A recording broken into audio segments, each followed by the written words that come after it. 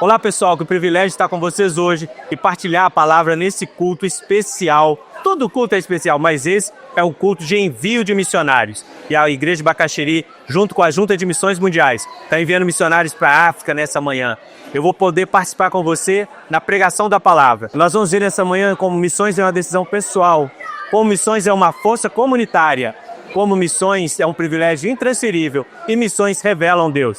Participe conosco. Deus os abençoe. Certamente você que nos assiste ou você que nos visita, talvez se pergunte assim, o que tem a ver com o meu dia a dia, essa ideia de um culto de missões? Tem tudo a ver. O culto dessa manhã tem tudo a ver com a sua vida. O culto dessa manhã revela aquele que é o plano de Deus. A Junta de Missões Mundiais é a soma de todas as igrejas batistas no Brasil, realizando missões. Dentro do Brasil, chamamos Junta de Missões Nacionais. Fora do Brasil, Junta de Missões Mundiais. São 14 mil portas abertas como essa, com 2, 3 cultos. Sei que vocês estão indo para o terceiro culto, olha que bênção maravilhosa. Tá?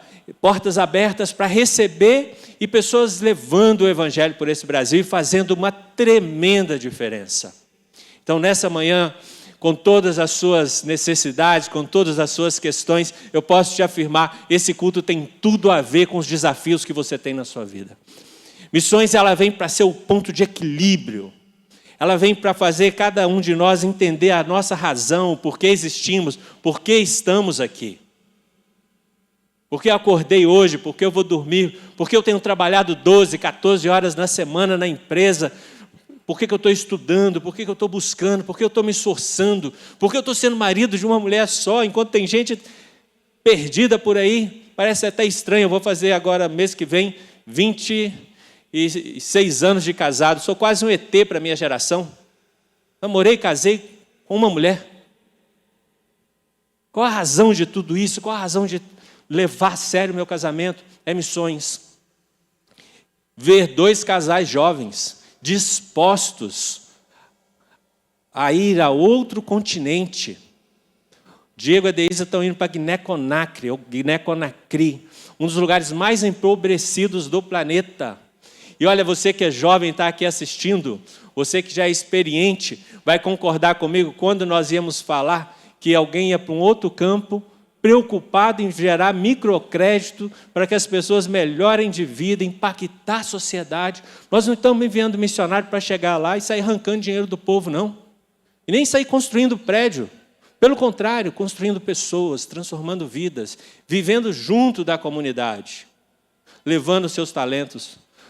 O José Filho e a Patrícia estão indo para um país em que a maior indústria que tem lá é fazenda de manga. Não tem indústria, tem fazendas.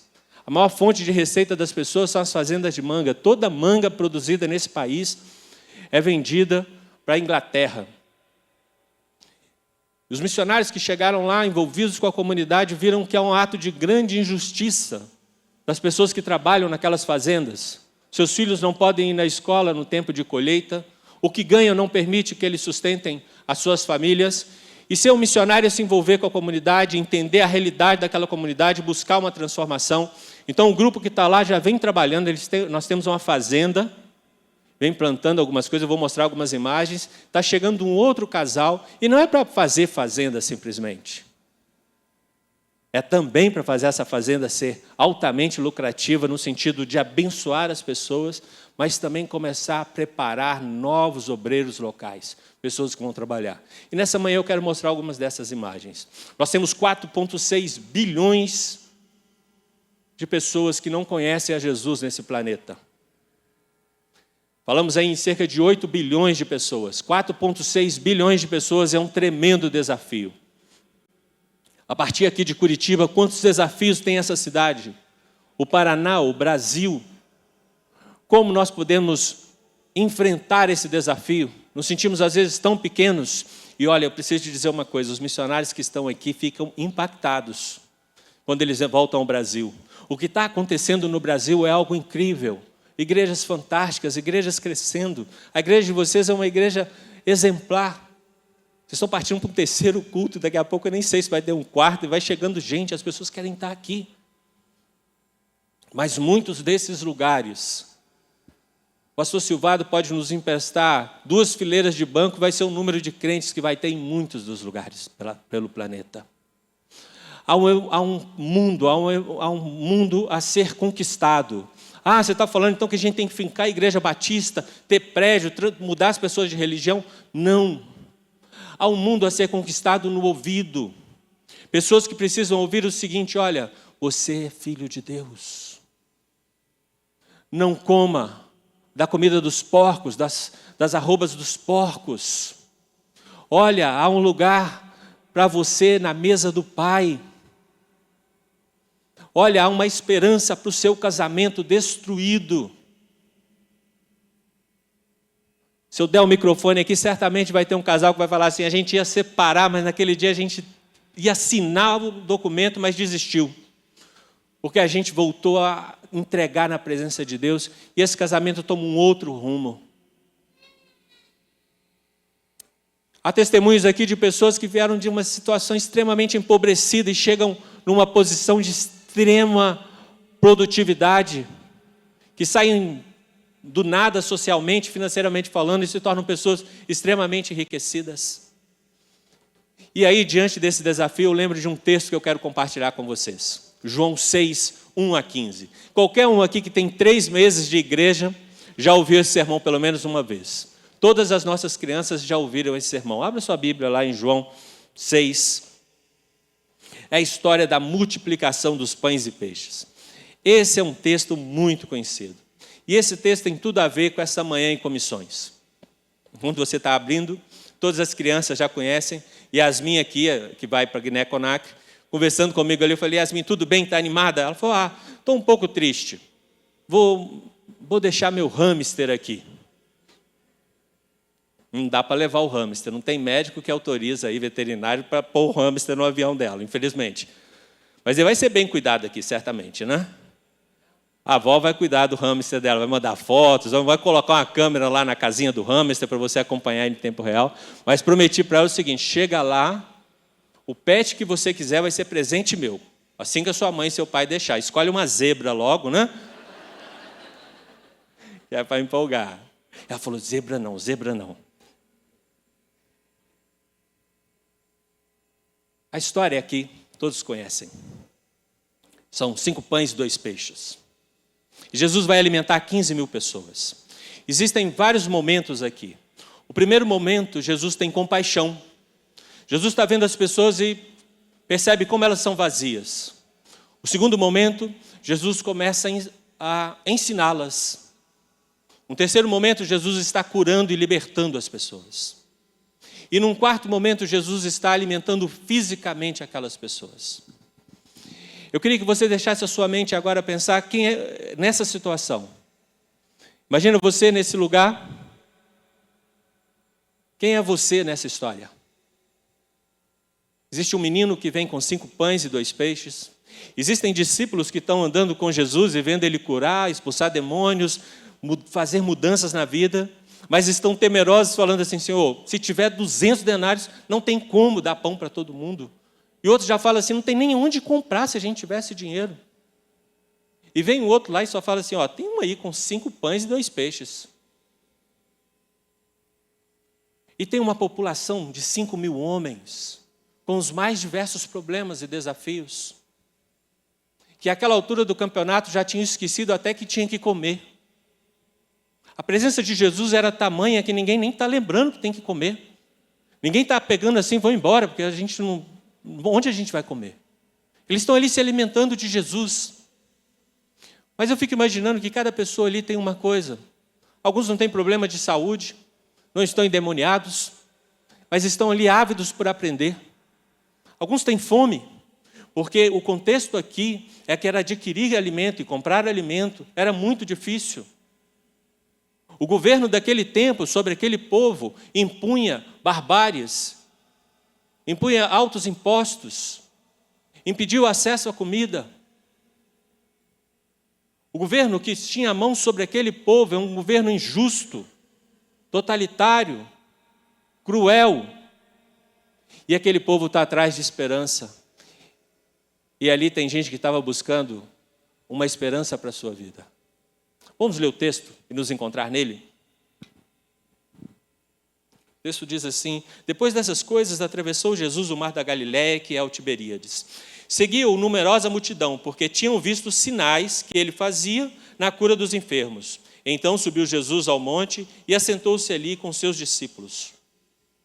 Ora, a Páscoa, a festa dos judeus, estava próxima. Então Jesus, erguendo os olhos e vendo que grande multidão vinha ter com ele, disse a Filipe: onde compraremos pães para lhes dar de comer? Mas dizia isso para experimentar, porque ele bem sabia o que estava para fazer. Respondeu-lhe Filipe: não lhes bastariam 200 denários de pão para receber cada um seu pedaço. Verso 8. Um de seus discípulos, chamado André, irmão de Simão Pedro, informou a Jesus: está aí um rapaz que tem 5 pães de cevada e 2 peixinhos. Mas isto, o que é para tanta gente? Disse Jesus: fazei o povo assentar-se. Fazei o povo assentar-se. Pois havia naquele lugar muita relva. Assentaram-se, pois, os homens em número de quase 5.000. Então Jesus tomou os pães e, tendo dado graças, distribuiu-os entre eles, e também igualmente os peixes, quanto queriam. E quando já estavam fartos, disse Jesus aos seus discípulos: recolhei os pedaços que sobraram, para que nada se perca. Assim, pois, fizeram e encheram 12 cestos de pedaços dos 5 pães de cevada que sobraram aos que haviam comido. Vendo, pois, os homens o sinal que Jesus fizera, disseram: este é verdadeiramente o profeta que devia vir ao mundo. Sabendo, pois, Jesus que estavam para vir, com o intuito de arrebatá-lo para o proclamarem rei, retirou-se novamente sozinho para o monte. Amém? A palavra de Deus é mais do que suficiente. Está em bom português, todos podem entender. E aí eu tiro algumas lições. A primeira delas é que a gente tem que resgatar para nós, igreja histórica, igreja batista, igreja tradicional, a consciência que Deus é um Deus de provisão. Deus é um Deus de prosperidade. O milagre do Senhor Jesus, ele vem trazer provisão àquelas pessoas que estavam ali. Definitivamente a entrada de Jesus na nossa vida é para provisão, é para não faltar. Os filhos de Deus não passarão fome. Você recebe essa bênção? Você entende isso? Deus é um Deus de prosperidade. Esse neopentecostalismo no Brasil, abençoado, lindo, está fazendo um grande trabalho, tem falado e tomado um caminho e a gente meio que se encolheu.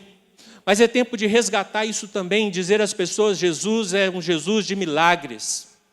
O que Jesus fez foi subverter a lógica da física. São 5 pães e 2 peixes. É impossível fisicamente alimentar 15.000 pessoas com 5 pães e 2 peixes, mas ao Senhor Jesus não é imposto a física. A física existe para mim e para você. A física existe para esse universo que nós temos. E nós nem entendemos tudo dela. Mas o Senhor Jesus criou a física. Ele sobrepõe a ordem natural. O Senhor Jesus sobrepôs a ordem natural dos seres humanos. Nós somos naturalmente egoístas. Há um ditado africano que fala assim: quando tiver biscoito na sua lata, a gente vai comer o seu. Eu gosto desse ditado, parece que a gente é assim, né? Eu não vou falar de você, eu vou falar de mim, eu sou egoísta. E eu fico pensando nessa cena, aquele menininho ele vem correndo, vem passando, eu não sei como foi. Eu não sei se na cabeça desse rapaz, desse menino, foi o seguinte: eu vou levar para Jesus comer. Vai ver que ele se tocou, o que Jesus comeu? Ou se o coração dele tocou o seguinte: entrega o que tem. Mas eu fico pensando ele se esgueirando. E é muito importante o seguinte: naquele contexto machista, naquele contexto patriarcal, a criança não é contada. E o Senhor Deus tem um simbolismo aqui que é o seguinte: aquele que é o menor, aquele de que ninguém espera, é ele que vem ser o protagonista desse milagre. É ele que o Senhor Jesus traz para o centro. É a igreja do Senhor Deus na terra que é o protagonista. Não se iluda, a igreja é muito mais forte do que você imagina. A solução para o Brasil é sim a igreja. A solução para Curitiba é sim a Igreja Batista de Bacaxeri. A solução para essa cidade, para ninguém passar fome, são as igrejas. Se os crentes se apegarem, se os crentes se juntarem, não tem como dizer que tem uma pessoa passando fome em Curitiba. Você crê nisso? E ninguém acredita na igreja, mas é o menino que vem e vai fazer a grande diferença. alguns ensinamentos que eu quero partilhar com vocês nessa manhã. E esse primeiro, você vai apenas ouvir o meu áudio, você que está nos assistindo. Para quem está aqui, vai ver a imagem. Depois eu volto. Fique tranquilo, você vai continuar me ouvindo. No segundo, já vem imagens que você vai assistir. O primeiro ensinamento que eu quero partilhar com vocês é que missões é uma decisão pessoal. Missões não é uma decisão que a sua esposa toma para você. Me dá um sinal quando já estiver só comigo, por favor, tá bom? Missões não é uma decisão que a sua esposa toma para você ou o seu marido toma para você. Missões não é uma decisão que seu pai tomou para você ou seu irmão vai tomar para você. Missões não é uma decisão que o pastor Silvado ou Silvani toma para cada um de vocês aqui. Missões é algo pessoal. Sou eu quem falo assim hoje e agora, eu vou fazer diferença. Eu vou transformar esse mundo. Eu não tenho nada. Eu tenho 5 pães e 2 peixes. E o Senhor Jesus é um Deus de prosperidade. Ele vai multiplicar o que eu tenho. O nosso problema foi que a gente achou que prosperidade é ter helicóptero, é ter jato, viagens internacionais, viagens para todo lado. A gente começou a achar que prosperidade é ter mansão. Não, isso é patrimônio, isso não é prosperidade. Você pode ter tudo isso e não ter prosperidade na sua casa. Não pode ter uma descendência que te sobrepõe. Você pode ter uma situação de não impactar as vidas dos seus próprios que estão dentro da sua casa. E pode ser que uma pessoa que vem de muito baixo experimente uma prosperidade financeira. Nosso Senhor Jesus, Ele quer usar a sua vida. É uma decisão que você toma hoje e fala assim, eu vou mudar. Vou mudar a minha vida. Vou ser um marido melhor. Vou ser um filho melhor. Vou ser uma esposa melhor. Vou ser uma irmã melhor. Vou ser um crente melhor. Está comigo? Que é uma decisão pessoal. Eu vou apresentar a vocês homens que tomaram a decisão pessoal de servir a Jesus. Pode colocar na tela. São os nossos colegas lá na Índia. O pastor Silvado, o pastor Silvani, chamaram a igreja à oração. Vocês lembram isso? A partir do dia 30 do ano passado, de janeiro, até o dia 15, dia 20 de janeiro desse ano, foram mais de 27, 25 dias, talvez, em que os nossos colegas estiveram presos. Vocês lembram dessa notícia? Esses são os 5 homens presos que estavam lá. Eu estava viajando, meu filho dirigindo, eu estava muito feliz de vê-lo dirigir na estrada. E aí eu recebo essa foto, comecei a ler, recebo a mensagem do meu colega na Índia, e começa a mensagem lá, 5 dos nossos foram presos. Eles foram ao vilarejo pregar o evangelho. Foram de casa em casa, visitaram os crentes, realizaram cultos. Eles não ficaram 1 horinha, 2 horinhas, não. Eles foram para passar o dia inteiro. E fizeram um grande trabalho ali. Falaram para muita gente, realizaram vários cultos. E quando eles estavam retornando, um grupo os parou e junto com a polícia. E eles foram presos. E essa foto me fez chorar. Porque parece essas fotos que a nossa polícia no Brasil prende um grupo de traficantes, né? E fica um policial de um lado, um policial de outro, e os presos ali no meio. Ou quando apreende drogas e fica todos os policiais ali do lado, mostrando a força da polícia. Eu fiquei muito triste porque o boletim de ocorrência desses homens e o processo que eles têm lá na Índia para responder, o crime deles é de conversão a outra religião. Eles são pastores como os pastores que vieram aqui na frente para orar e levantar a mão dos missionários. Eles são missionários como os missionários que estavam ajoelhados aqui e foram para lá. Eles são crentes como vocês que assentam um banco. E o crime deles não é matar ninguém, não é bater em uma pessoa, não é roubar patrimônio, não é desviar dinheiro, não é faltar com respeito, qualquer tipo de crime, deixar de pagar imposto de renda. O crime deles é falar de Jesus. Esses homens ficaram presos. E hoje eu posso mostrar para você o rosto dele, não posso mostrar na internet. Dá uma olhada bem firme. Olhe por cada um deles. Pode passar. Próxima imagem são eles sendo recebidos depois da prisão. Glória a Deus. Se você for na Índia, você vai ser recebido com essa honra. Essa veste branca, o colares de flores. Esses 2 na ponta ali são os nossos líderes lá na Índia, o meu colega que acompanhava de lá e mandou a mensagem. E esses 5 estavam presos. E as histórias são as mais tristes e alegres ao mesmo tempo. Tristes porque os homens que mandaram prender queriam subornar os 2 crentes. São 3 pastores e 2 crentes nesse grupo. Queriam subornar os 2 crentes para dizerem o seguinte: esse grupo de pastores nos deram dinheiro para que a gente se convertesse. Vocês trabalharam na Índia, vocês sabem disso. É triste porque a notícia é que eles pagaram os policiais para espancar esses homens na cadeia. Eles não foram espancados. Glória a Deus. Mas é engraçado porque quando eles saíram os primeiros 3, chegou a notícia para os 3, olha, os outros presos, não os outros crentes que estavam presos, os outros presos na cadeia estão sentindo a falta de vocês. Que com vocês lá estava mais alegre. Eles tinham culto todo o tempo na cadeia. Os 5 crentes só ficavam tristes. Essas são as notícias que a gente recebia. Só ficavam tristes quando lembravam dos seus familiares que estavam presos. Missões é uma decisão pessoal. Aquele garoto tomou uma decisão pessoal. Ninguém falou para ele assim, vai. Ninguém ficou incomodando com ele. Ó, você tem 5 pães e 2 peixes, vai lá entregar. Ele entendeu. Ele foi. Ele fez. Ele caminhou. Ele não olhou para o lado e falou, você vai comigo, Silvani? Você vai comigo, Diego? Vai comigo, José? Não, eu fui.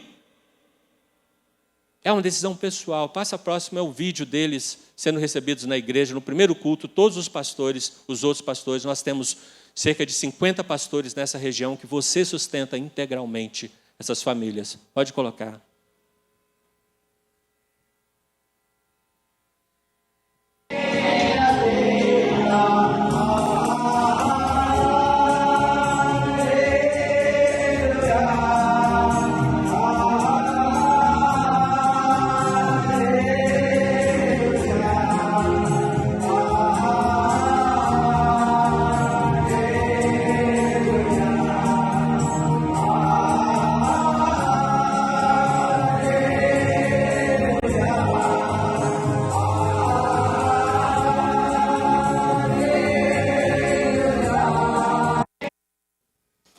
Aleluia!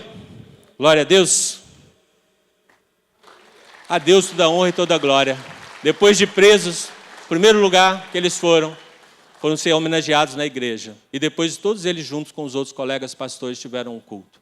E se disser para um desses homens, pode voltar a imagem para mim? Para quem está na internet, pode voltar, se você vai acompanhar outras questões agora. Se você disser para um deles o seguinte, vai para outro estado, vai para outro lugar. Eles vão dizer que não. Eles têm uma frase entre eles, se eu voltar lá e eu morrer, eu sei para onde vou. Mas se eles morrerem, eles não irão para o mesmo lugar que eu vou se eu não pregar o Evangelho. São homens e mulheres que tomam uma decisão pessoal de viver o Evangelho em um estado que tem 230 milhões de habitantes. Só aquele estado. É como se o Brasil inteiro morasse dentro de Minas Gerais. É um dos lugares que mais perseguem cristãos. Eu fico pensando, pastor Juscelino, a gente ser preso porque prega o Evangelho, a gente pode ir a todo lugar. É uma decisão pessoal, você amanhã no tribunal pregar sobre Jesus. É uma decisão pessoal, amanhã você no hospital, na universidade, na obra que você está fazendo, na sua empresa, na sua escola, na sua faculdade, ser um discípulo de Jesus. A segunda lição que eu tiro nesse texto é que missões é uma força comunitária. Pode colocar na tela para que vocês possam guardar isso. A primeira é a decisão pessoal, a segunda é uma decisão comunitária. Quando vocês se juntaram aqui e resolveram reconstruir do zero uma escola lá em Angola, talvez alguém dissesse assim, vocês estão loucos? É do outro lado, é um país complexo, é difícil, a gente está lutando lá para fazer a obra sair do chão e chegar. Se no Brasil é difícil fazer uma obra, todo mundo aqui, quando você contrata um pedreiro, ele se torna seu parente, não é verdade? E quando ele é bom, você nem briga com ele, você quer brigar com ele, você vai, engole. Agora imagina lá em Angola, a gente está apanhando, mas a gente vai esse ano vir aqui e mostrar a escola terminada, porque a oferta de vocês é para a gente terminar todo aquele trabalho lá que está desenhado aqui. Quando vocês chegarem lá em outubro, essa obra vai estar praticamente pronta para a gente poder inaugurá-la. E a gente está vendo um terreno feio, foi ganhando muros, foi ganhando alicerces, foram levantando paredes, estão ganhando lajes, e a gente vai ver crianças entrando ali. E eu creio, sabe, que em algum momento vocês vão pegar um avião e o piloto vai falar assim, olha, apertem os cintos, fiquem tranquilos, esse voo será muito seguro, porque eu me tornei piloto por causa da Igreja Batista do Bacaxeri. É lógico que é uma brincadeira, ele não vai falar isso, mas ele vai ser piloto. Ele vai ser engenheiro, vai ser professora, vai ser pedreiro, vai ser um bom pai de família que conhece a Jesus como Salvador. Essa é a grande diferença. Missões é uma ação comunitária. José Filho e Patrícia estão indo para uma ação comunitária nesse país, onde eles vão atender a um clamor da comunidade. Eles não têm como sustentar os seus filhos e cuidar das suas famílias. Coloca na tela para a gente. A gente começou... Manga gasta 6 anos para comer a primeira colheita. Então, nesse tempo, a gente tem plantado amendoim, milho, laranja. Essa é uma plantação de milho. Pode passar. Olha que bonito, né? Grande ali. Aquele milhozinho. E aí, a última foto. Zé Filho e a Patrícia estão indo para lá, para ver mulheres colherem, ganhar o dinheiro e sustentar seus filhos. A Igreja do Senhor Jesus Cristo, ela tem uma força comunitária para transformar qualquer lugar que ela chega. Presta atenção comigo uma coisa. O Senhor Jesus olha para Filipe e fala assim, o que a gente vai dar de comer? Eu fico imaginando o coração do Filipe, né? Já respondeu de bate pronto. Senhor, manda embora, não tem jeito, não tem nem lugar para comprar, e se tivesse dinheiro não dava. Vem um outro lá e fala assim, tem 5 pães e 2 peixes, André. Mas o que é isso para resolver? Eu acho que eles, na nossa lógica humana, de líderes, a gente ia falar, agora vocês sentam aí que vocês vão ver como que eu trabalho. Jesus não fez isso. Jesus olhou para eles e falou, olha, manda o povo assentar. Imagina mandar 5.000 pessoas assentarem, 15.000 pessoas se assentarem. Eles mandam o povo assentar. Jesus dá graças, entrega a cada um e eles vão servindo, vão servindo. As pessoas não estão vendo o rosto de Jesus. As pessoas não ouviram Jesus mandar assentar, mas aqueles primeiros que duvidaram são os protagonistas. O Senhor Jesus quer você vindo, mesmo sem a sua grande fé, mesmo sem a sua grande convicção. Ele quer que você seja o rosto que as pessoas vão ver servindo. Ele quer que você seja a voz que fala, acalmem-se, assentem-se em grupos. Ele quer que você seja as mãos que levam os cestos. Olha que privilégio e que protagonismo a igreja tem. O Senhor Jesus não é visível como eu sou aqui, mas Ele é visível através de todos nós. A força comunitária de missões pode transformar nações e realidades. Mas o ensinamento dessa manhã para esse texto é: missões é um privilégio intransferível. Se os meus colegas na Índia dizem o seguinte, nós vamos voltar lá para morrer, porque eles sabem o privilégio que eles têm. Diego e a Deísa e as meninas estão indo para Guiné-Conakry. Eu vou mostrar um pouquinho do que eles vão ver lá. Pode colocar na tela. Eles vão plantar igrejas como essa. Nós estamos plantando uma série de igrejas. 97% desse país é um país muçulmano. É um dos mais pobres na terra. E é um contrassenso porque é um país extremamente rico de minérios. A gente não espera que o Diego venha para o púlpito e pregue, mas a gente espera que ele e a Deísa capacitem mulheres e homens locais para que eles preguem. Vocês não vão ver uma foto do Diego batizando, mas ele vai mandar várias fotos dos discípulos que ele vai trabalhar batizando. E agora veja uma coisa, ele não está indo para lá simplesmente para começar um templo, uma igreja. Ele vai lá para o meio da comunidade e vai ajudar as mulheres a comprar uma máquina de costura, vai ajudar os homens a montarem um pequeno negócio, vai emprestar recursos, vai ter que viver o dia a dia dele com aquela comunidade. E ainda assim pregar, ensinar e jogar futebol. Olha lá essa imagem. Pode passar. Ele vai ter que jogar futebol lá no presídio. Nós temos um forte trabalho nos presídios ali na capital. Isso aí é o time de presos. É uma escolinha de futebol que a gente tem lá dentro. O Diego está indo para ser o técnico lá. E nós temos mulheres que estão presas fazendo cursos e capacitação. E nós temos adolescentes que estão encarcerados sendo cuidados. E um dos trabalhos mais preciosos que o Diego vai encontrar lá, pode passar, é ensinar novos obreiros. Mas também pode passar, cuidar de crianças. São lindas, não são?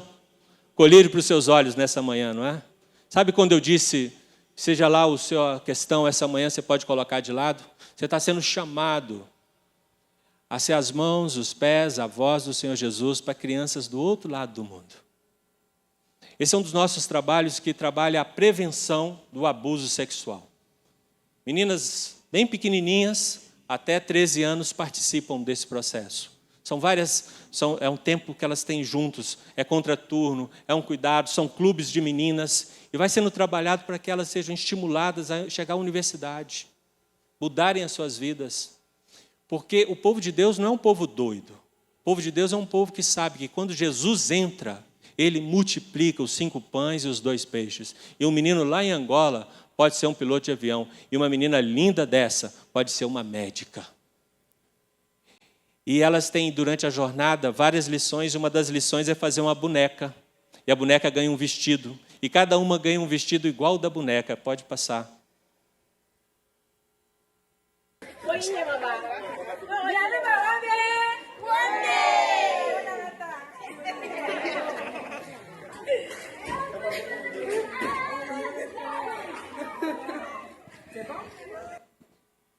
Lindo, não é? Missões é um privilégio intransferível. E a gente encerra essa manhã na minha palavra, que missões revelam a Deus. O primeiro contato de Jesus, a compaixão. O segundo, ensinando. O terceiro, curando. E o quarto contato dele, alimentando. Isso gerou um alvoroço tremendo. E eles começam a dizer, eis aquele que era para vir. Eis aquele que é o nosso rei. Eles estão cansados dos reis daquele tempo. A mão de Herodes é pesada, a mão de Roma é pesada, o jugo é muito pesado. Os governantes comem, o povo não come. Os governantes são servidos, o povo é explorado. E agora eles estão diante de um homem que não comeu, mas deu comida aos outros. Agora eles estão diante de um homem que amou cada um, ouviu cada um deles. Agora eles estão diante de um homem que está curando cada um deles. Ele é o rei esperado daquele tempo e desse tempo. Não há nenhuma força maior do que Jesus. Não há nenhum privilégio maior do que ser filho de Deus.